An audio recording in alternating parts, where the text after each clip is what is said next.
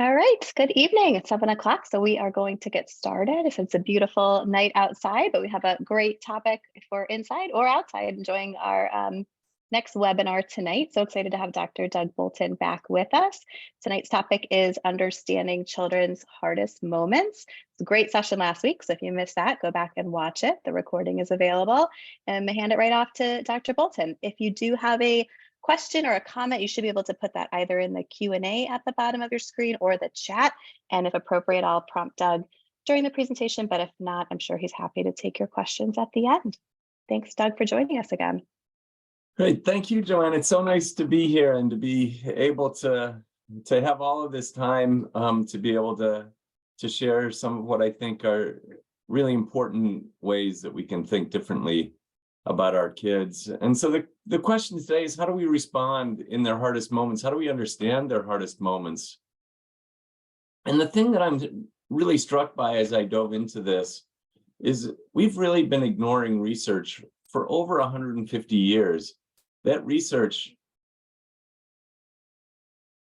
we began with the idea, and this is the research that we've been diving into, that really began over a century ago with this idea that behavior, when we think about behavior, it's all about motivation. And if it's about motivation, we either use a carrot or a stick to address that. But I want to talk about a new way to understand behavior, a different way to understand behavior. But first, let's go into understanding behaviorism and how we got here. John Watson was the father of behaviorism. This was the early 1900s, 1927. He actually wrote his first book, and the second chapter of his first book was titled "The Dangers of Too Much Mother Love." And I think it's helpful for us to go back and see where these theories really began. And I want to just share with you the very first part of an excerpt from that second chapter. When you are tempted to pet your child, remember that a mother's love is a dangerous instrument which may inflict a never-healing wound, a wound which may make infancy unhappy, adolescence a nightmare, an instrument which may wreck your adult son or daughter's vocational future and their chances for marital happiness. Wow. And this seems crazy to us now. But the interesting thing is when our kids are having a hard time, we really fall back into this, don't we? We say, don't give your child any attention when they're struggling, because it's only going to reinforce what it is, the negative behavior they were engaging in. And I want to think about this differently. B.F. Skinner came along afterwards, and his belief was it's all about reinforcement. And he did remarkable research creating these Skinner boxes, and he could get rats and pigeons and rabbits and all sorts of other animals to do really remarkable things based on rewarding them. He learned a lot, and his research was very, very important. But really what it said is behavior is really about just reinforcement and punishment. This is how we shape kids. He said, give me a child and I will shape him into anything. The interesting thing, though, is we know a lot more about the brain now than we did then. We know a lot more about how we are different than animals than we did then. Don't get me wrong. Behavioral interventions can control our behavior. If you put a gun to my head or give me a couple $1 million, there's things that I would do that I wouldn't otherwise do. But there's a cost. And I think it's important that we understand that cost. Because the things we do to get the most out of students, the things we do to get the most out of our kids are often counterproductive, because they end up shutting our brains down when we most want them to learn, when we most want them to be open. Because all we're doing when we set up these structures of punishments and incentives is that's what they focus on. Their focus is on what punishment am I going to get or what incentive am I going to get, instead of what should I be doing right now. It takes our broad thinking, collaborative, reflective minds and really focuses it just on what am I going to get. It's interesting. I was doing this research, and I was surprised at how vulnerable I was to this. I used to take spin classes, and I walked into the spin class, and like there were about 12 bikes in the spin class, and there were about 10 of us in that class. And the trainer comes in, and they said, "Hey, this is a special class today." The first, what we're going to do is whoever gets the most watts will win a prize. And so here's the thing. My goal as in getting a workout, I'm an old guy. I just need to get my heart rate up. I need to get a good sweat in, and I want to be able to walk away without any problems and be able to exercise the next day. That's kind of my goal. Well, here's the thing. I saw this potential for a prize, and I started looking around, and I thought, I can take these people. So we get on the bikes, and the way that you earn the prize is by getting the most watts, and that is how much resistance is on the flywheel and how fast you pedal. It's essentially whoever works the hardest.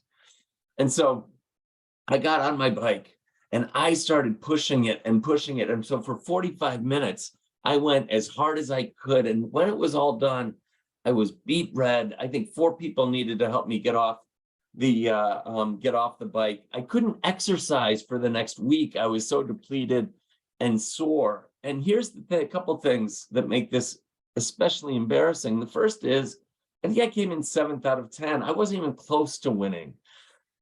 And then the last piece is that, you know what the prize was? The prize was, honest to God, it was a sports bra. But here it is, here I am. Just the idea of getting a prize triggered something in me that completely undermined what it was I was there to do, which is to get a good workout. In fact, it ruined my ability to work out for the next week. Now, the interesting thing I think about this is that incentives and punishments do work in situations where we're not asking people to think. If you don't need to think, then these things work great. And I think one of the interesting things in history is that at the same year that Watson published his book was the same year that Henry Ford developed the assembly line. And I don't think this is a coincidence that we began to see, oh, incentives and punishments do work, but in a very limited way. We just haven't been able to shift from that. You see, what happens with punishments is they rely on fear and shame. And with incentives, we do the right things for the wrong reasons. Here's an example. Book bucks. Everybody, we know it's good and important for kids to read in the summer. We know this. And so what we do is we create these incentive plans for kids to read over the summer. And the good news is that if you incentivize kids to read, they will read more. Here's the problem. What they did was they incentivized kids to read during one summer, and then they observed what happened the next summer when they were no longer receiving an incentive. And what they found is the kids who were incentivized the first summer, but didn't get an incentive the second summer, ended up reading less than the people who were never incentivized at all. And even worse, they reported enjoying reading less than the kids who were never incentivized. The other thing they began to notice is that kids would start choosing books with fewer pages, with bigger pictures, with bigger fonts. When they asked kids to describe what happened in the book, there was very little comprehension. They were getting through the reading, but not really doing the reading itself in a way that allowed them to learn and develop those skills. Barry Schwartz says incentives and punishments demoralize what is otherwise a moral act. They can change the question in people's minds from, is this right or wrong, to, is this worth the price? And I think what we want kids to be wondering about is this right or wrong? There's a daycare study. I'm not sure how many of you still have kids in daycare, but there was a problem. There was an Israeli daycare agency. They had 10 different daycare companies in Israel, scattered throughout Israel, and parents were coming to pick their kids up late. So what they decided to do is we're going to fine people for showing up late. We're going to fine them between $3 and $5, somewhere in there. And so they fined these families in half of the group, in half of their facilities, and the other half, they didn't change a thing. Well, something interesting happened when they began to look at the data, and I'll show you the data here. So the first 5 weeks were just getting baseline data. They implemented the fine on week 5. Now, here's the thing: the group with the fine is the darkest line. And what they found is that the number of parents showing up late to pick up their kids doubled with the fine as compared to the people without the fine, where it stayed pretty level. And so the question is, why would that be? I'm getting a fine and I'm still showing up late. But for those of you who are still remember this, or maybe still have kids in daycare, this seems pretty easy, right? You mean I pay $5 and I get to go to happy hour with my friends? I pay $5 and I can go grocery shopping without my toddler in the car? This is an easy choice. But here's the other thing that happens with incentives and punishments is when you remove them, there's a big problem because it's hard to get them back. After we've made something transactional, it's hard to get it back. So what happened is at week 17, they removed the fine, but parents were still showing up late. And this is what happens is once we've made it transactional, it's really hard to make it go back to relational. Instead of rushing because you're running late and you want your child's teacher to get home to be with their family, all of a sudden it's transactional. And it's hard to get that back. What happens with incentives and punishments is they really promote self-interest. What's best for me right now? And I think what we really want to be able to do with our kids is get them to figure out what's the right thing to do? What's the right thing for our community? Even B.F. Skinner said a person who has been punished is not less inclined to behave in a given way. At best, he avoids how to avoid punishment. Is this true for us as adults? Absolutely it is. If I get stopped speeding on the Edens, I don't sit there and say, oh my gosh, I have violated the trust and the safety of my fellow drivers. No, I think, how am I going to not get caught next time so that I can still drive the same speed? Or, as Funky Little Diva says, when I'm in the naughty corner, I don't spend my time thinking about what I've done wrong. I plan how to do it the next time without getting caught.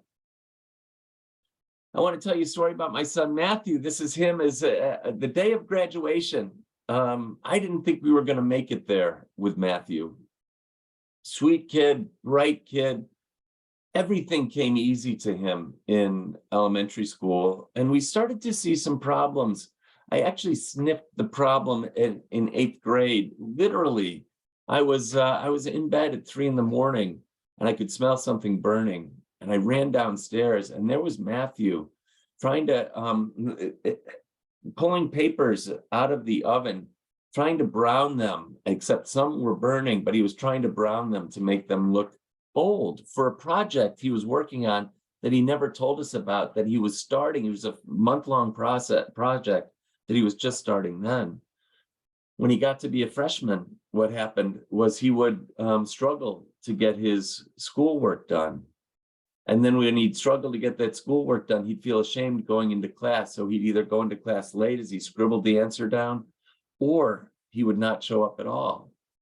So what happens for people in high school when they don't do when they're late for class or they don't show up? They get detentions, don't they?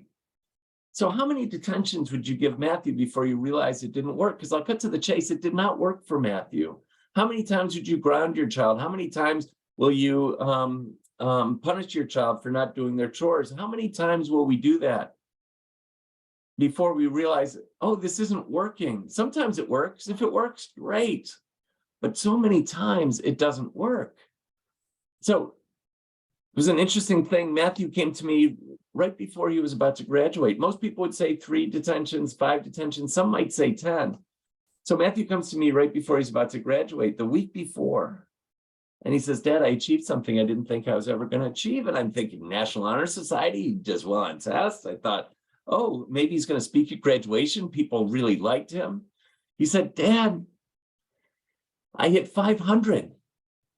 He had 500 tardies in his 4-year career. It actually ended up being about 506 because he had a few school days left. And here's the thing, he only served 466. Here's what we also do is we start piling on.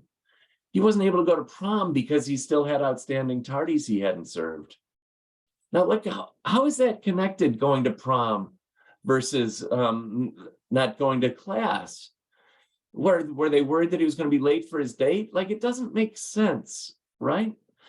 The other thing that would happen, I would walk in to school on parent-teacher conferences. And these were always heavy days for me because I'd go in and I'd talk to his teachers and I'd hear, really nice kid, but he's not getting any done. At a 35 in here, he's got assignments due. He's got, and I would walk down those halls, and just for 2 hours a semester, I carried his shame at not being able to complete this work. That's what I was carrying. There's one day I was just finishing up parent-teacher conferences, and a teacher poked her head outside of her classroom, and she says, "Are you Matthew's dad?" And I said, "Yes." She says, "I love Matthew." I'm like, "I love you. Who are you?"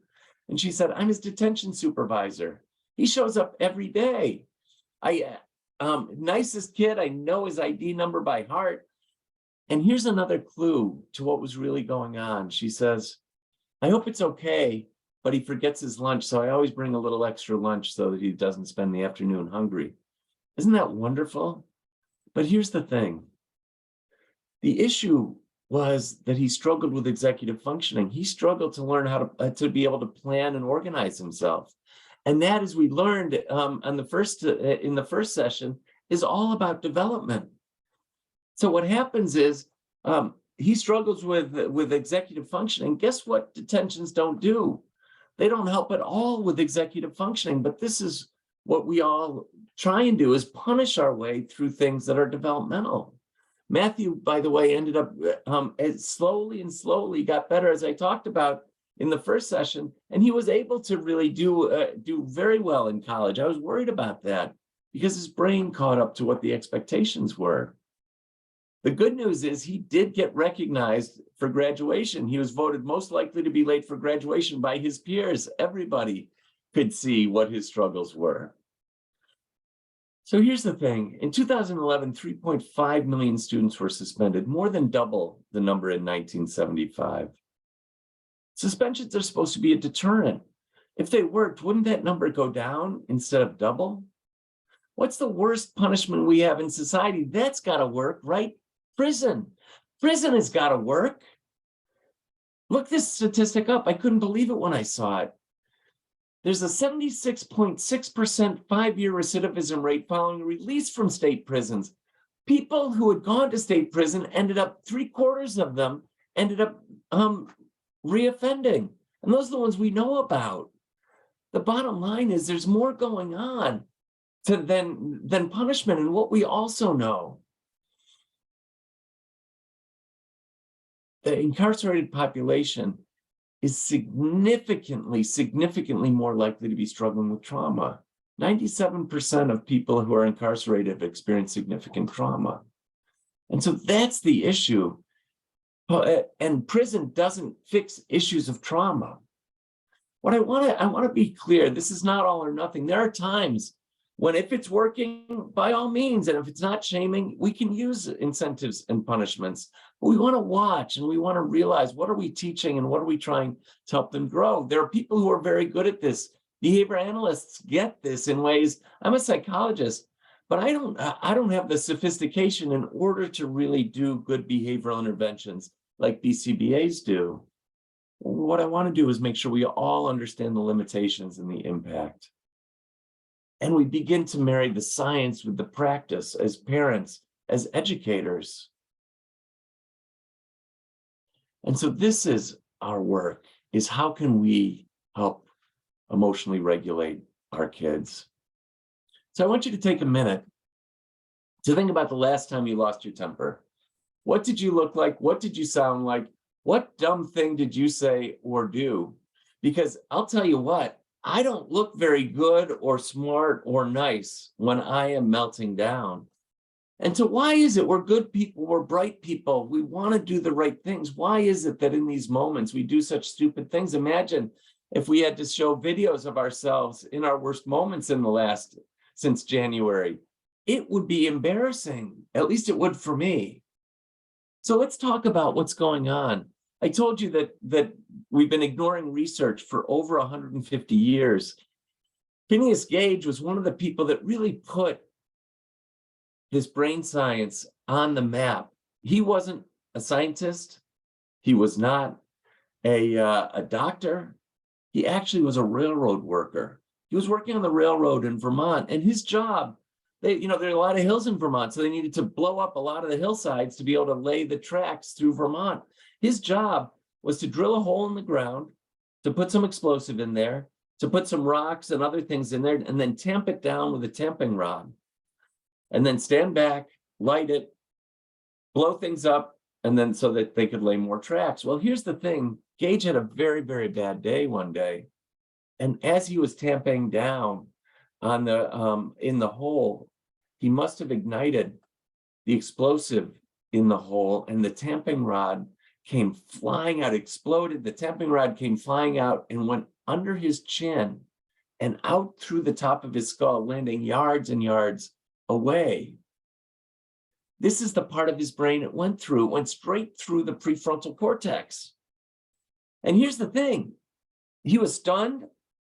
It was gruesome, but he was able to stand up. He was able to walk with a little bit of help. They put him on a carriage. They took him into town. He had his language.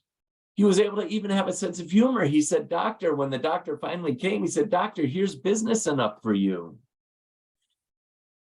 And so what happened was he made almost a complete, full physical recovery, except he lost the use of his left eye.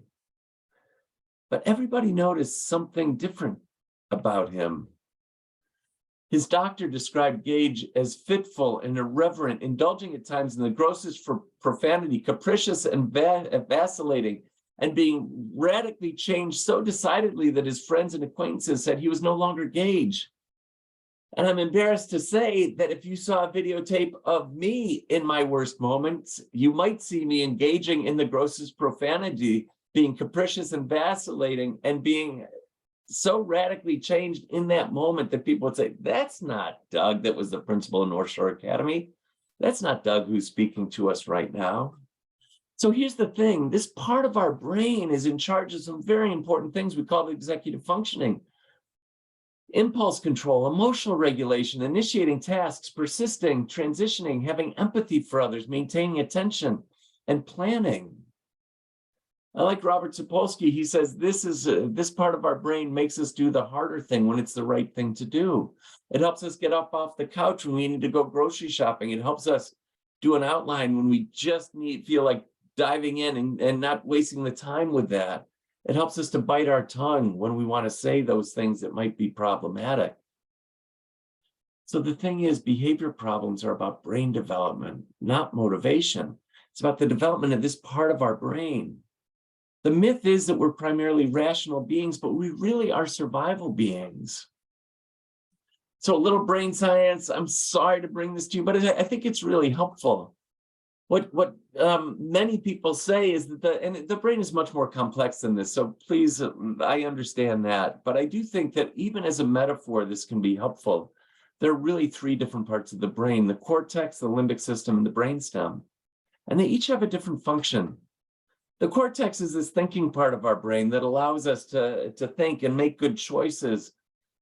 The limbic system, that yellow part, is our alarm system. It tells us it's safe to approach and engage, or you're in danger. You need to avoid and get out of here. And the reacting system in the brainstem, or the nervous system, is our system that reacts to that.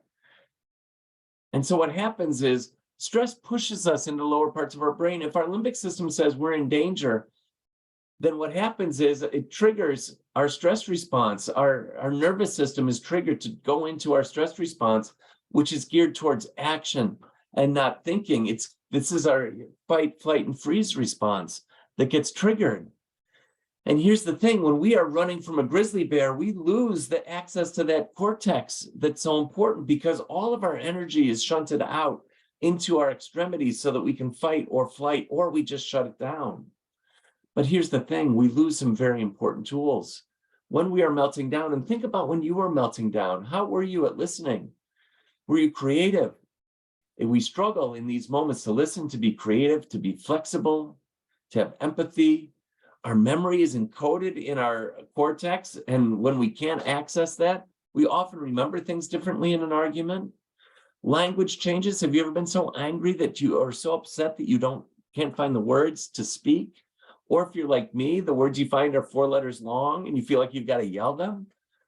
And then that's the other part, is we lose the ability to inhibit. So we become much more impulsive. I've been married for over 30 years, and my wife will tell you that when I am losing my temper, Never once have I said, hey, honey, I'm doing all the talking. Let me listen to you. I've never said, hey, I'll bet there's an idea. Let's be creative. I'll bet there's an idea we haven't thought of. I'm not flexible in these moments. I don't say, hey, we did it my way last time. Let's try it your way. I want to be that person.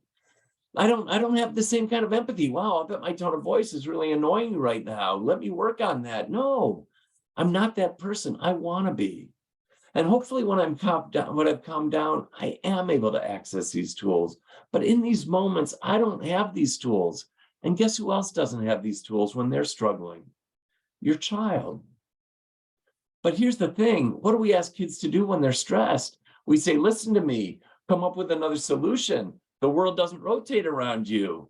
Take perspective of your younger brother or sister, right? We ask them what happened, and they have a different memory of that than we do. This is why eyewitness testimony is so unreliable, is because we may remember things very differently under stress. We tell them, tell us what's going on, and either they shut down or they may begin to yell at us.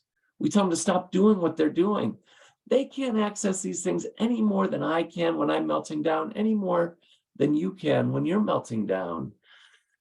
In these moments, there's like a cascading of neurotransmitters that start getting triggered, as well as stress hormones. Our breathing rate increases to get oxygen to our bloodstream. Our heart rate increases, and our blood flow to our skeletal muscles increase. Why? So we can have more energy to fight and flee. Our blood sugar levels increase.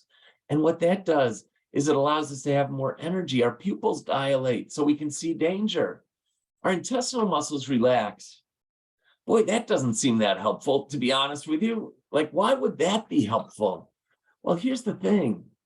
Our brains are in these moments under high levels of stress. Our body shuts down the things that use up the most energy. Our brains take up 20% of our energy, but only 2% of our body mass. And our intestinal muscles are the second system that take up a ton of energy. So we shut it down. That's why if you've got to give a toast or you're anxious about something, you get a dry mouth or you get the butterflies or you feel sick to your stomach. That's your intestinal system shutting down under stress. What we talk about is being full brain or being in lower brain. We can talk about it as being regulated or dysregulated. But at the end of the day, what it feels like, this is not scientific, but it's almost like we've lost 30 IQ points, isn't it? But here's the thing. If you took a look, if I did a brain scan for myself, we just act dumber. If I took a brain scan of what I look like, of what my brain looks like when I'm melting down, it would look something like this, right? And I don't think I'm alone. We just act dumber. But here's the thing. If a child is dysregulated, there's always going to be a dysregulated adult. Dysregulation is remarkably contagious, isn't it? When I'm dealing with a child, when one of my kids is dysregulated, I am quickly dysregulated. And I'll tell you what, the opposite is also true. Have you ever noticed that when you're dysregulated, how quickly you are to dysregulate those around you? But here's the thing. In these moments, we lose 30 IQ points. Our kids have lost 30 IQ points. Together, we've lost 60 IQ points. Is this the time to solve the problem? No. But it's often the time we try and solve the problem, and it doesn't end well. And so what we want to do is we want to give it some time to get our brains back online. So what does this lower brain look like in action? Well, it looks a little bit like this, right? But it also looks like this. It's oppositional. It's kids feeling overwhelmed.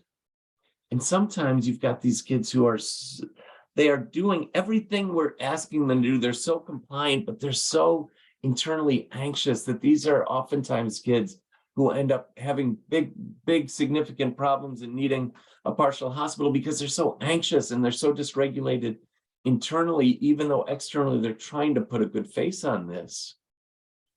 So what puts us in the lower brain? Feeling disconnected, devalued, powerless, and having our basic needs met. Anybody else get hangry? I get hangry. When I'm tired at night, I'm much more irritable. I'm a much worse parent at 9 p.m. at 9 p.m. than I am at 9 a.m. Unfortunately, my kids never saw me at 9 a.m. They don't have any idea what a good parent I could have been to them, right? But here's the thing about the top three. These are all relational. These are all based on our ability to be related, feel just relationship, be valued and or relationship. And so it's very important for us to cultivate these important relationships. But the other thing is, what do we do when we punish kids? We often send them away, right? We disconnect them. They often feel devalued and powerless when we apply punishment. All right, so what does regulation look like? Well, here's the sweet spot for regulation, isn't it? When we think about it, it is dark, it's warm, we can pee and poop and there's no diapers, right? We don't have to eat the pureed cold vegetables. We get it right through the umbilical cord. And when they come out, what do? All we do is we try and soothe. All we do is try and help them regulate. And then there are times when they become dysregulated. And so then what do? Again, we try and soothe them. And we go through this checklist in our mind. What do they need? Are they hungry? Do they need to be changed? Do they need a nap? And then there's a relationship. If that doesn't work, we get them in the hands of somebody who they know is safe. Their limbic system is saying, I know the scent and sound of this person. This is my mother, and I can calm. And have you ever noticed how important rhythm is to regulation? We have rocking chairs. Well, we have nursery rhymes. We have music that plays, right? We move them back and forth. So rhythm is really important. One of the things that Bruce Perry, a neuroscientist who does a lot of work with kids and regulation, what he says is the reason why that's important, anything that regulates us falls within the range of a parent's heartbeat. And so under stress, oftentimes you'll see it, the classic is you go into the fetal position, don't you? But the other thing is rhythm is always really helpful for adults listening to music, getting on a hammock. Just notice being in a rocking chair. Just notice how soothing that is. But here's the thing. So we do all of this soothing, but then they hit like age 2. And then we stop soothing, we start punishing, we start calling it the terrible twos. I think because kids start getting language and we believe they should be able to comply and they start to say no to us. When they say no to us, that's just their dysregulation showing up. And then we feel powerless, we feel devalued. And so we get dysregulated and then it's on. But why do we stop? Why can't we still regulate them and soothe them in these hardest moments? When I am upset and yelling, it wouldn't help my wife to say, well, now you've lost your golfing this weekend with your buddies. You need to, you're going to lose that dinner. You don't get dessert tonight. That wouldn't help me. That would infuriate me more. What we want to do is we want to hold space and we want to help them soothe. And the holy grail is then, can we teach them to soothe themselves? But the bad news is we often respond to dysregulation with punishment, which is dysregulating, or they become so upset and anxious that we completely overprotect them. We take away all demands. This is not a talk that says our kids should never be dysregulated. No, kids, that we all are going to go through times throughout our day where we're more regulated or less regulated. What we want to do is we want to teach them how to become regulated. We don't want to do either one of these things. And the good news is we can teach regulation. And one of the ways we teach regulation is by showing them how to regulate ourselves. James Baldwin said children have never been very good at listening to their elders, but they've never failed to imitate them. Can they watch as we take a few minutes when we get upset, even with them, and say, I'm too upset to talk about this right now. I'm going to go just sit on the front porch for a few minutes, calm myself down, and then we'll talk about it. Our children are watching how we deal with our dysregulation with one another, how we deal with our dysregulation with them. But here's the other thing. Relationships are really regulating. Oftentimes when we're most upset, we want to talk to a friend, or if we're not upset with our spouse, we want to talk to our spouse, right? That these relationships are always regulating. What they talk about is co-regulation, that just as dysregulation is wildly contagious, so is regulation. Have you ever noticed that when you're really upset and you're talking to someone who's really calm, their calm helps you calm? I notice this on airplanes when there's a lot of turbulence. I'll look up, and if there's the flight attendant doesn't need to talk to me, but if I look up and they're just looking through their magazine, I know things are okay. All of a sudden that'll help me calm. But if the pilot came out of the cockpit and said, "Oh my gosh, I've never experienced turbulence like this. I don't know what's going to happen," that wouldn't help me calm down one bit. We can use our regulated selves to help our kids regulate. It's like my nervous system telling your nervous system that you're safe. Here's the thing, when little people are overwhelmed by big emotions, it's our job to share our calm, not join their chaos. I've been studying regulation and dysregulation for a long time, but it's only been in the last few years that I stumbled upon Stuart Shanker's work. And he does all of his work. He's a professor in Canada, and he's written a beautiful book called Self-Reg that I think is really, really helpful. And what he helped me to see is we need to move from thinking about things as misbehavior to thinking about things as stress behavior when our kids struggle in these hardest moments. And he talks about 5 domains of stress. There's biological stress, there's being hangry, being tired, but there's also, they may have sensory issues, right? All of these things can impact our sense of regulation. There's emotional stress with our kids. Their emotions are catching them off guard all the time. They're experiencing emotions for the first time. It's the first time they're not invited to a birthday party. It's the first time they've asked someone out on a date. It's the first time that they failed a test. All of these things are new. The first time my parent got really angry with me. All of these things are new and stressful. And then there's cognitive stress. You guys are experiencing cognitive stress right now.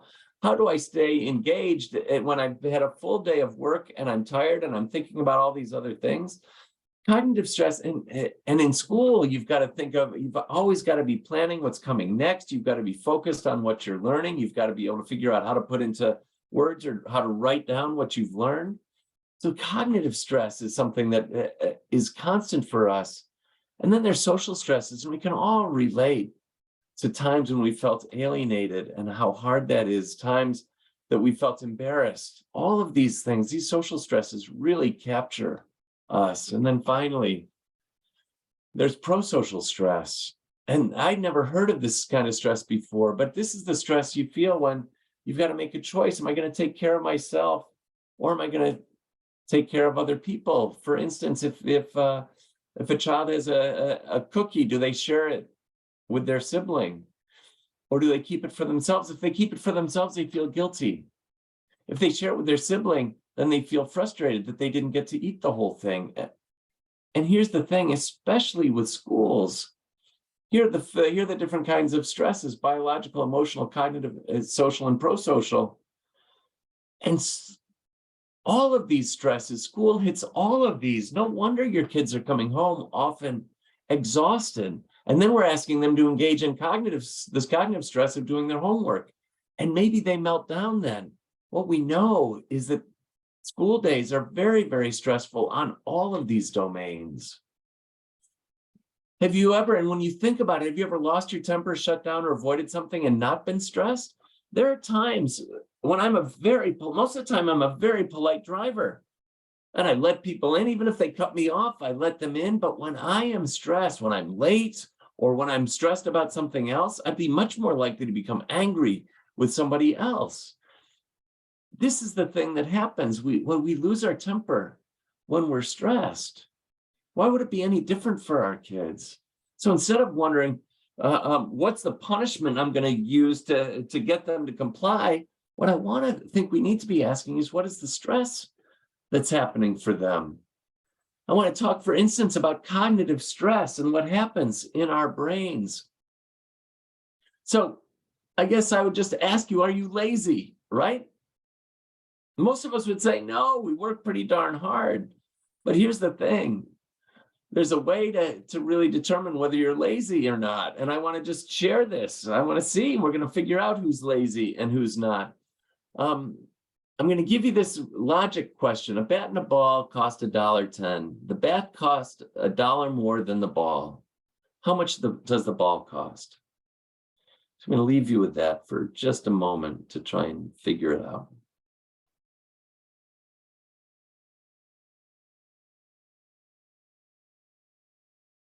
So here's the thing. The answer is 5 cents. My guess is lots of you gave the answer of 10 cents, that's what you got to. Here's the thing. If you said 10 cents, you didn't check your work. You were lazy and didn't check your work. And here's how it works. A bat and a ball cost $1.10. The bat cost $1 more than the ball. If the bat costs 10 cents, then if the ball costs 10 cents, then the bat's got to cost $1.10. 10 cents and $1.10 cost $1.20.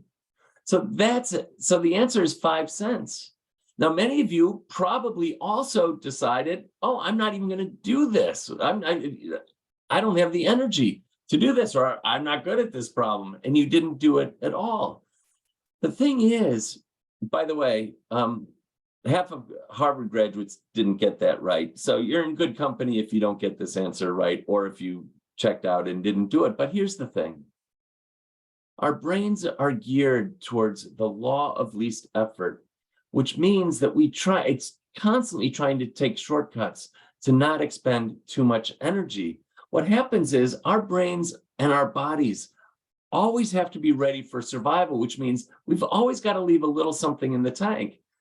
Joanna, if I asked you to do as many push-ups as you could, you're so fit, you could do 25 or 30, I'm sure.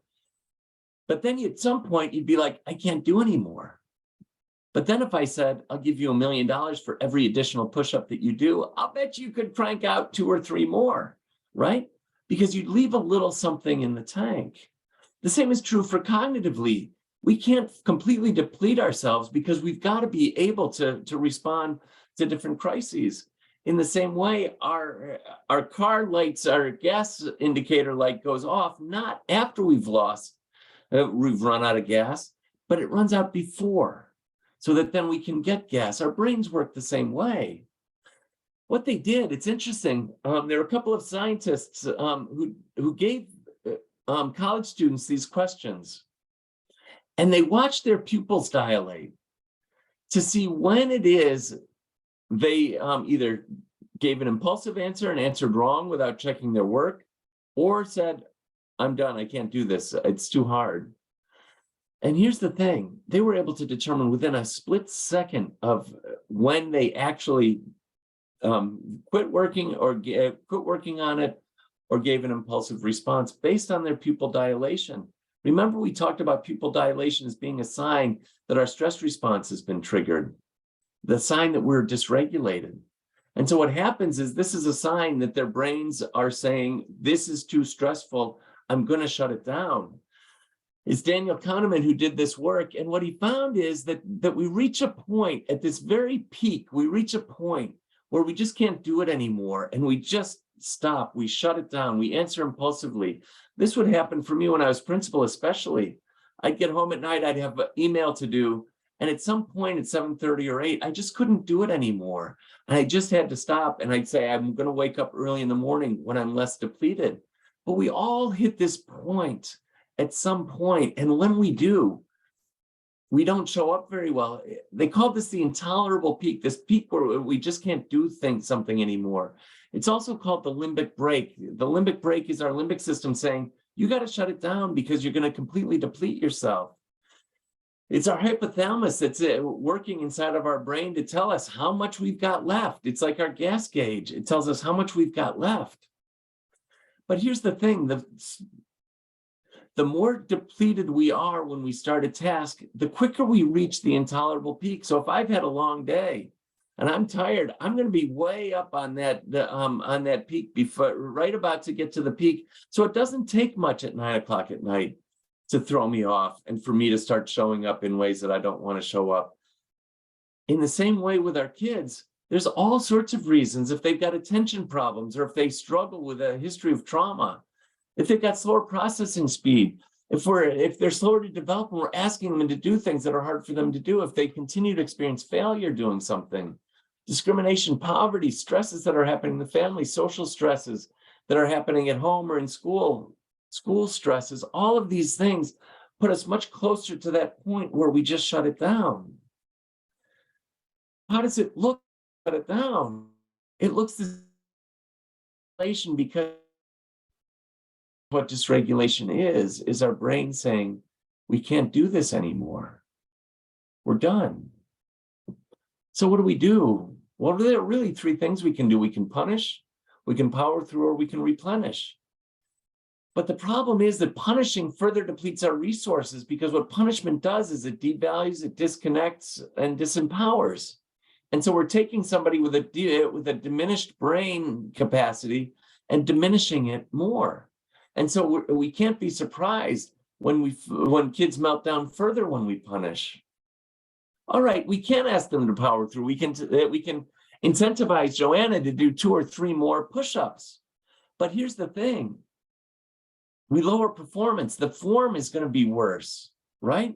We have physical costs. Joanna may tear a rotator cuff, or she may just say, I can't do this anymore. And notice what happens. I don't understand why we do finals weeks in college and high school the same time. We put all of these high stakes exams and essays all in the same week. There's no way we can perform at our best. So we power through that week and we lower, but our performance can't be as good.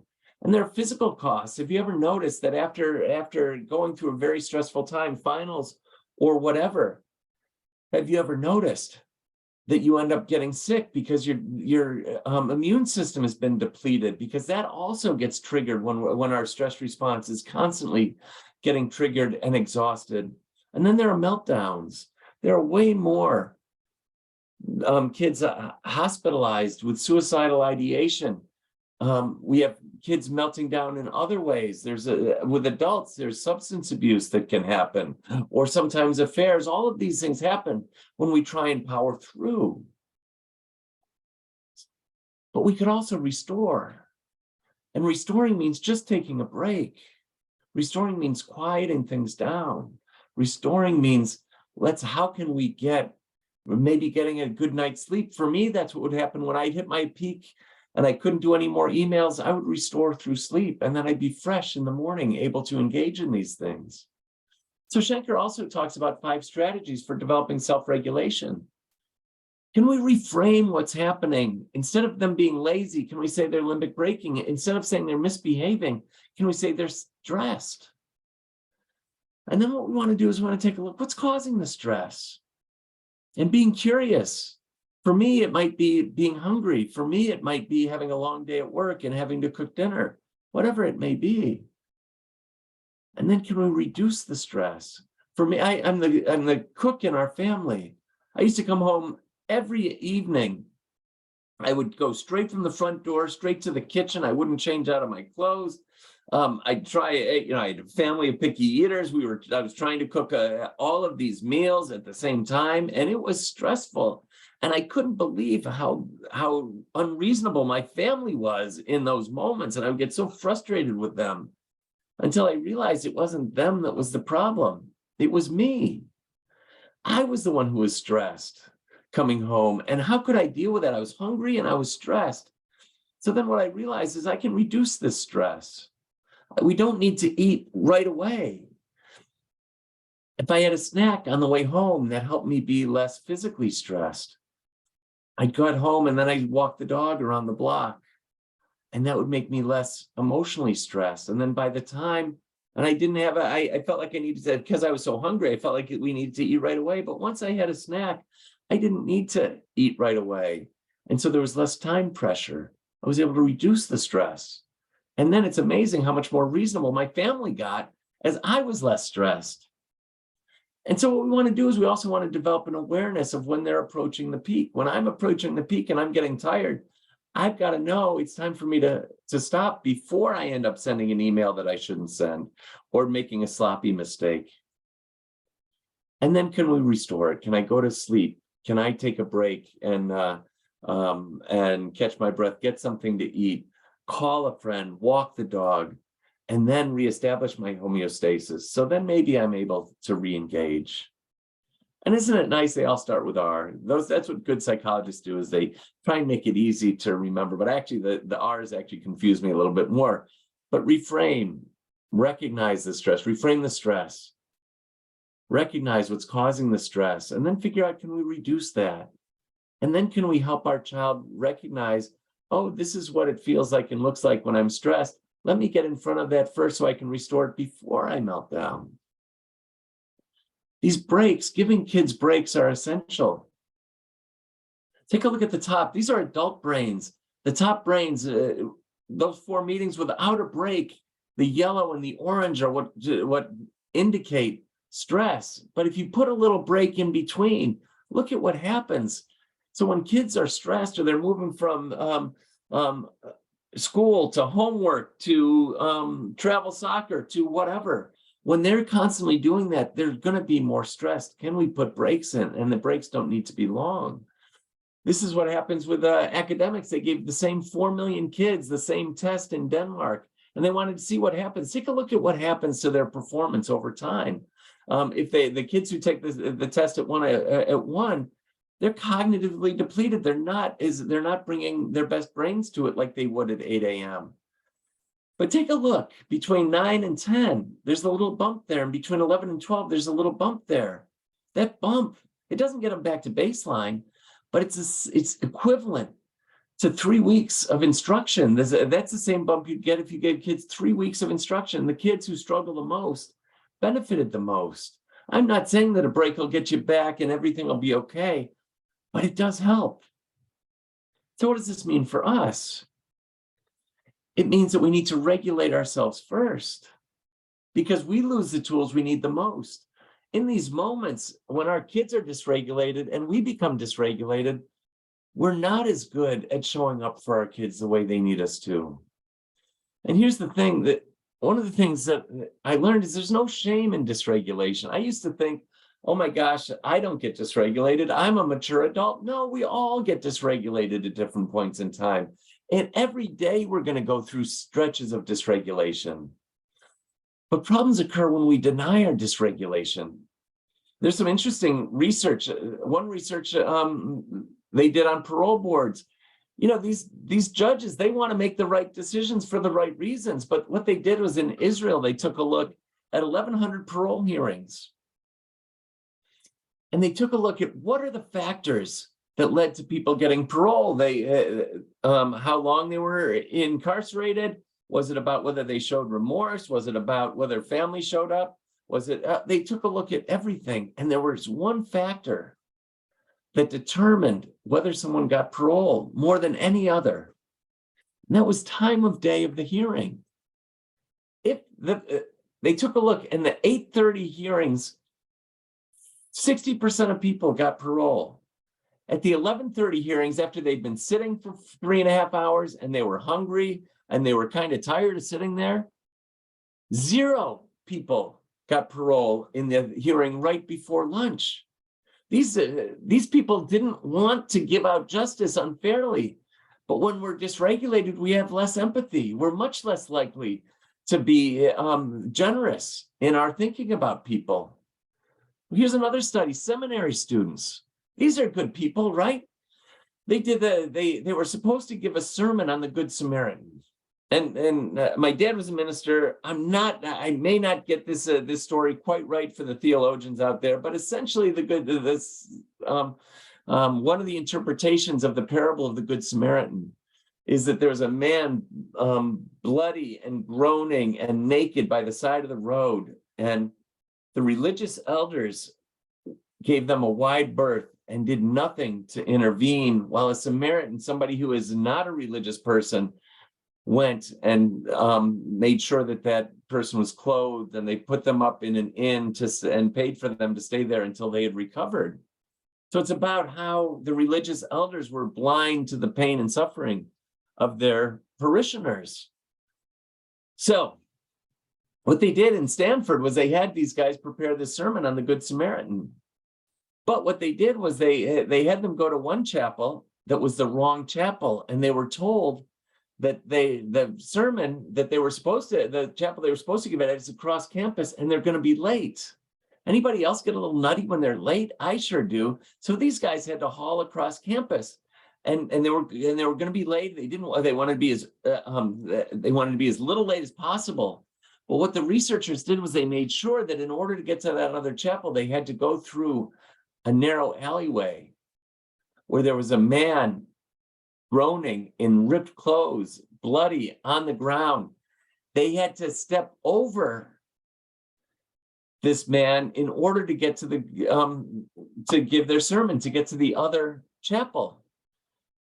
70% of them stepped over the person in order to get to the chapel. They didn't stop on their way to give a sermon on the Good Samaritan.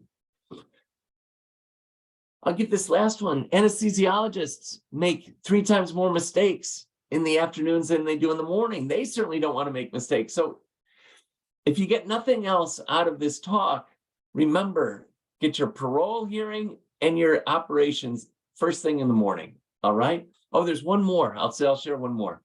LSU people, they love their football down in Louisiana. And so one of the things that they wanted to take a look at is, how did the mood of the judges after an LSU upset loss impact what happened in their decision-making?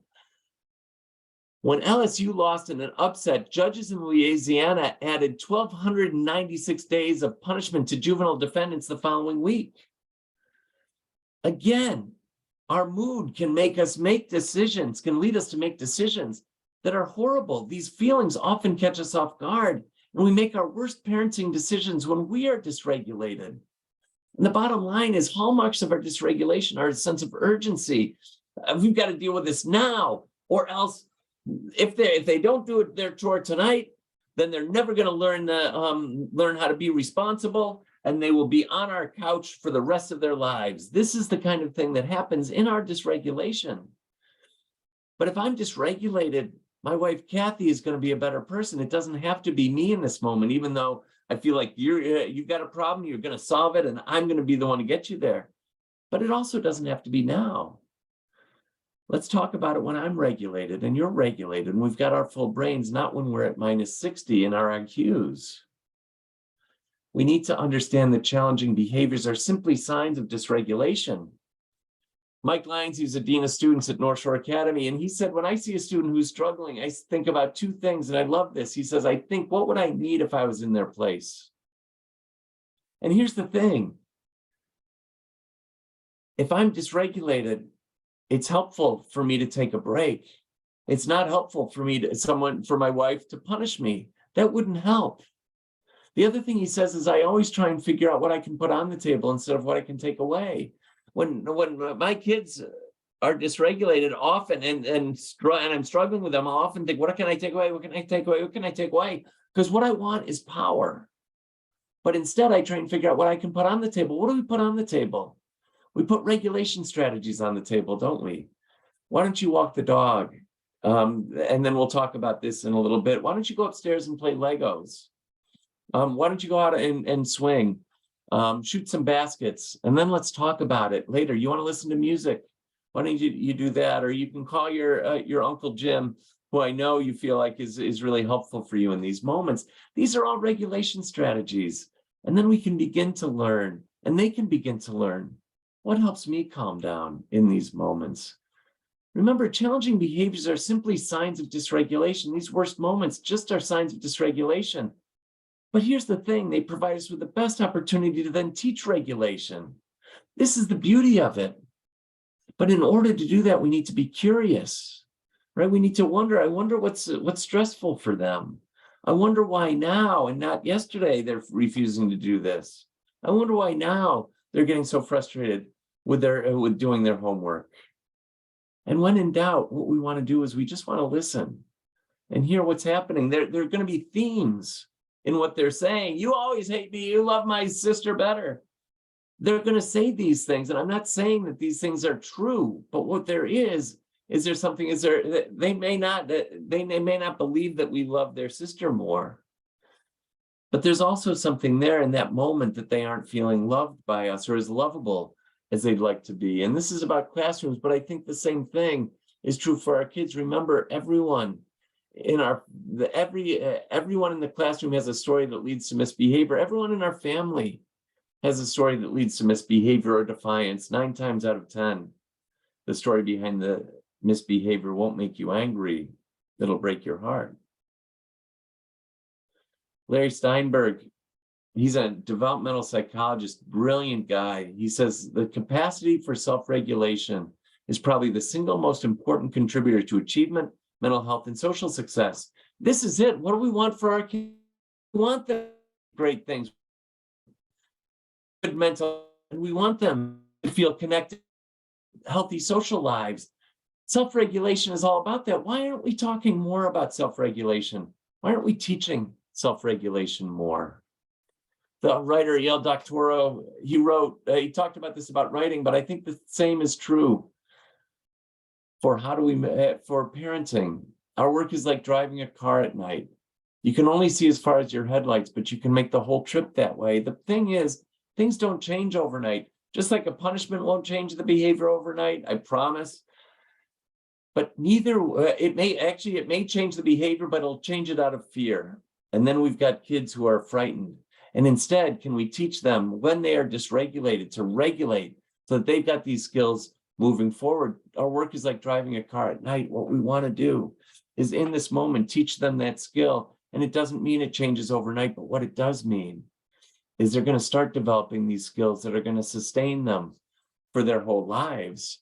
Every dysregulated moment is an opportunity to connect with our kids, to have empathy for them, to see what's happening. And then through that relationship, help them learn how to regulate themselves. That's the holy grail to achievement, to mental health, to social success. And I'll end here. And Anne Lamott said, almost everything will work again if you unplug it for a few minutes, including you. So I'm glad to take any questions if people have any questions, or yeah, I hope this has been helpful. So great. Such a great topic and so many good reminders. Thank you, Doug. If you do have a question or a comment, you can add it. Like I said, you should be able to add it to the Q&A or the chat at the bottom of your screen, and Doug and I can take a look at it. We'll give you a minute or two while you're thinking about any potential questions. We are back, I believe, next week and talking about childhood resilience, right, Doug? Yeah, absolutely. So how can we help our children be resilient? It's kind of growing both from this talk. It's actually helping us combine all those 3 talks, and really it's about how do we create communities that are going to be the most resiliency enhancing communities, which are communities of belonging, both at home and also that's the work that District 109 has been doing in classrooms to help make sure that classrooms are places of belonging too. Awesome. Somebody just added a comment of thank you so much. Is there any way you could show that last slide again real quick? I sure can. Yeah, it's Anne Lamott. Let me pull this up. Is it there? Do you see it? Yes. Almost everything will work again if you unplug it for a few minutes, including you. It's funny that I often think that I could be an IT specialist, because the only thing IT guys do, because I'm such an idiot, is they'll come and I'll have all these technological problems and they'll say, well, did you try unplugging it? And then all of a sudden, there it is, it's working again. So I know I can't do that work, but it is like, why is it that I often forget to do that? Well, why? Because I'm dysregulated and I'm not thinking with my full brain. Great. Okay, 2 more questions. Yeah. What do you recommend when the coping techniques and regulation skills that you're putting on the table are all shot down by a child with no's? Yeah, so oftentimes the interesting thing that can happen, ideally, what'll happen is, have you ever been so hungry that nothing sounds appetizing? When we're dysregulated, it can be very hard to make a choice. And so what we want to do is we want to get through that moment. right? And then, but I think what we want to do is that when we're both regulated again, say, I wonder what would be helpful for you in that moment. One of the things that would happen for me with my son is I get really angry, and then he'd yell at me and I'd yell back at him, and I realized I didn't want to yell at him anymore. And so, but I would lose the words, so I would just get up and leave and walk around the block. And one of the interesting things for him was he would say that would make him infuriated because he felt devalued, disempowered, and disconnected when I left. And so I said, I'm doing that so that I don't yell, because I don't want to say these things. And he said, can you just let me know that's why you're leaving? And it was hard for me to do, but because I didn't have the language at that moment. But if I was able to say, yeah, this is one of the times when I'm going to do that, but that conversation needed to happen when we were regulated. So then he can tolerate my being gone. And when I came back, we were both in a much better place. And then that's how we do it now, because we still have our moments. So I think that what I would say is get through that moment as best you can. And I would say probably talking less in that moment, because they're not going to have language, and just being able to keep telling yourself you're going to get through this, and maybe remove yourself if it's okay to do that, or just let them know it's going to be your tone of voice more than your words. Can you co-regulate them? It's going to be okay. We'll figure this out. Let's take a few minutes and just sit with this for a while. Great. Okay, looks like maybe the last question, unless anybody else wants to add Yeah. another one. Any recommendations on favorite books that you believe in? Yeah, I really like self-reg for this particular topic. It's the one I learned the most from. Now, I also think that the zones of regulation work. I think it's Leah Kuyper's, Kuypers, I think. I think they've got some materials online, and I think that they also have parenting work. I haven't looked at that work, but I really like how it was helpful to frame these things for me in my schoolwork, in my work in schools. The other person who really speaks powerfully about this, but often it's in relationship to trauma, which is really highly dysregulating. One of the challenges of trauma is how dysregulating it is. So Bruce Perry he describes, and I'll bet you he's got some, if you were to Google Bruce Perry and emotional regulation, that there will be some very, very good talks that he gives, half hour long talks on this. And he does a really nice job of explaining this. Great. Thank you so much, Doug. And thank you for joining us tonight. Hope everybody can be back next week, and hope you have a great evening. Thank you. Thanks so much. Bye-bye. Bye.